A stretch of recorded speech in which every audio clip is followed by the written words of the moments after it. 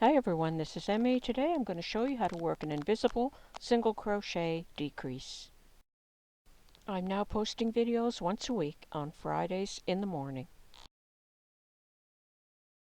To work an invisible single crochet decrease, here's the top of your single crochet stitches. You're going to insert your hook through the front loop only of the next stitch, and then through the front loop only of the next stitch.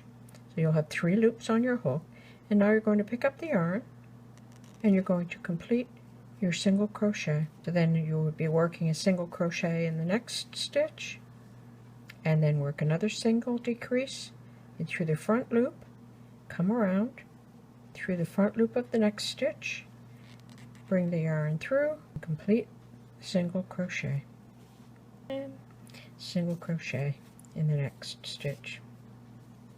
And that's how you would work the invisible single crochet decrease.